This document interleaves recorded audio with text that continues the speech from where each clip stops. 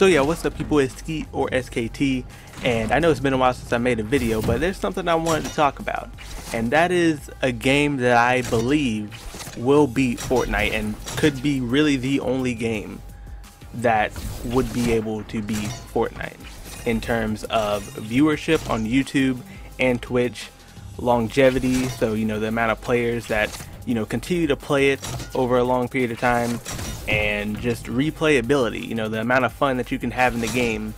And I feel like there's just one game that could do it. That one game is GTA 6. Now I know that GTA 6 is nowhere near confirmed. I mean, it's basically just all speculation at this point, but I mean, let's be honest, with the amount of success that GTA 5 had and still has to this day, you know, why wouldn't Rockstar make a GTA 6? Now, before I go on to why I think GTA 6 could beat it, let's take a look at why GTA 5 was so good. So basically, between Fortnite and GTA 5, both of them managed to do two things for the gaming community.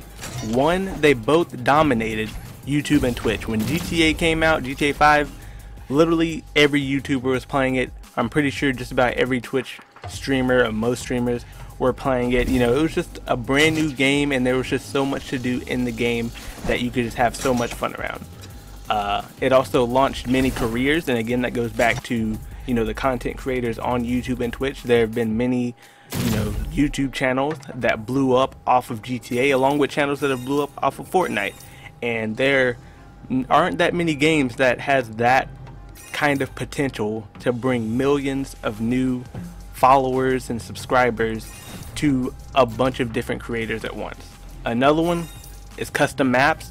You know, GTA, you were able to make all these custom races and death matches and death runs and all this other stuff, and you know, now you can do that in Fortnite. Kinda, you can do, you know, death runs and stuff, but races aren't really a thing in that yet, if it'll ever be. But you know, just customization, you know, that's pretty much, you know, what a lot of people want. And another thing that GTA and Fortnite did right was that it's easy to pick up. So obviously when GTA came out, you know, or even to say, anybody could hop on GTA and just do whatever they want. There are many different things in GTA that you can do that you don't really need to, you know, have a lot of skill in. And Fortnite, when it first came out, or when it first started to grow in traction, you know, not a lot of people knew what they were doing, so it was pretty easy to just pick it up. But nowadays, you know, Fortnite has been a little bit more competitive, you know, over the year or so that it's been out. And honestly, I think Fortnite is a little bit harder to get into and actually, you know, get wins. You know, obviously it's a little bit harder to get wins now than it was a year ago, or even, you know, back when, you know, Battle Royale first came out as a beta.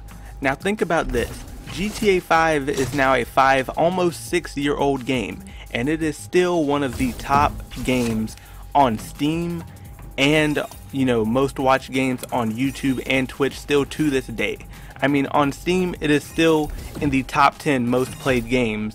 If you look at, you know, the amount of players on each game on Steam, it's still in the top 10. 5 years old and it's still in the top 10. Looking at Twitch, as of right now, as I'm recording this, it's actually the #1 most watched game on Twitch as of now. Mainly, I'm guessing that's just mainly because Summit's streaming it right now. But, you know, usually it's still pretty high up on Twitch anyways. So, you know, again, with the game being as old as it is and still having this viewership, and yeah, I know there are other games older than GTA that still has a large viewership, like Counter-Strike or League of Legends, but you know, those have a competitive scene, and the competitive scene is what drives their viewers. And you know, obviously GTA doesn't have a competitive scene, so it's kind of different, you know, comparing those versus other games. You pretty much expect the next iteration of this game to do just as good, if not better.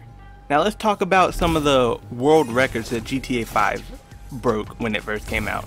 So it broke 7 world records: best-selling action-adventure video game in 24 hours, best-selling video game in 24 hours, fastest entertainment property to gross $1 billion, fastest video game to gross $1 billion, fastest or highest grossing video game in 24 hours, highest revenue generated by an entertainment product in 24 hours, and most viewed trailer for an action-adventure video game. So that's 7 world records that GTA 5 beat. I'm not sure exactly how many of these it still holds, but I do believe that Fortnite did not beat it in, well, obviously I'll say Fortnite did not beat it in any of the ones that says fastest. So the ones that says, you know, best selling in 24 hours or fastest to reach 1 billion, Fortnite did not beat that because, you know, Fortnite didn't have the traction when it first came out. It kind of just grew over time, whereas when GTA came out, everybody wanted it right then and there. So again, as soon as GTA 6 is announced or comes out, a lot of people are going to want it right then and there. So, you know, I believe that GTA will beat its own records when GTA 6 comes out, you know, if it comes out. So now let's talk about why Fortnite is just so popular today. You know, the reasons why it is dominating the gaming industry right now. One of those being availability. You can literally play Fortnite on pretty much any device that you can play a game on. You know, any console, any PC, your phone, a Nintendo Switch, you know, you can literally play it everywhere. And that's like a thing that not many games have the ability to do. You know, all the AAA titles that are on your consoles and PCs, you know, they're, you know, too graphically intense for your phones. Whereas I saw, you know, obviously PUBG has their little PUBG Mobile, but I mean, it's not doing as well as Fortnite. But anyways, availability, you know, not only on platforms, but also with ages. Because the game is just so, you know, family friendly in a way. You know, there's no real blood in the game. When you die in the game, you don't really die. You just kind of like despawn. You know, you just kind of like teleport out of the game.